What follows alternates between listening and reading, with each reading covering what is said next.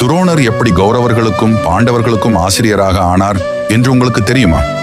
துரோணர் அவருடைய இளமை காலத்தில் அவர் ஒரு கடினமான நிதி நிலையில் இருந்தார். மகாவீரரான பரசுராமர் விஷ்ணுவின் அவதாரங்களில் ஒருவர். தனது செல்வங்கள் அனைத்தையும் தானம் செய்துவிட்டு வனத்திற்கு சென்று தவம் செய்ய தயாராக இருந்தார். பரசுராமர் உலகிலேயே மிகச்சிறந்த ஆயுத அறிவையும் அரிய அஸ்திரங்களையும் பெற்றிருப்பதை துரோணர் அறிந்திருந்தார். துரோணர் அவரை நாடி சென்றார். துரோணர் பரசுராமரிடம், அயனே, நீங்கள் எனக்கு தானம் செய்ய வேண்டும் என்று கேட்டார். அதற்கு பரசுராமர், நான் என் செல்வங்கள் அனைத்தையும் கொடுத்து விட்டேன். ஆனால் என்னுடைய தவ வலிமையால் நான் பெற்றிருக்கும் தேவ அஸ்திரங்கள் மற்றும் அவற்றை ஏவி திரும்பப் பெறும் ரகசிய மந்திரங்கள், உபதேசங்கள் என்னிடம் இன்னும் உள்ளன. தன்னிடம் இருந்த மிகவும் சக்தி வாய்ந்த தெய்வீக அஸ்திரங்கள் மற்றும் அவற்றை பயன்படுத்தும் முழுமையான அறிவையும் துரோணருக்கு கற்றுக் கொடுத்தார். இதன் மூலம் துரோணர் உலகிலேயே மிகச்சிறந்த ஆயுத ஆசிரியர்களில் ஒருவரானார். இந்த வரத்தை பெற்ற பின்னரே துரோணர் அஸ்தினாபுரம் சென்று கௌரவர்களுக்கும் பாண்டவர்களுக்கும் ஆசிரியராக ஆனார்.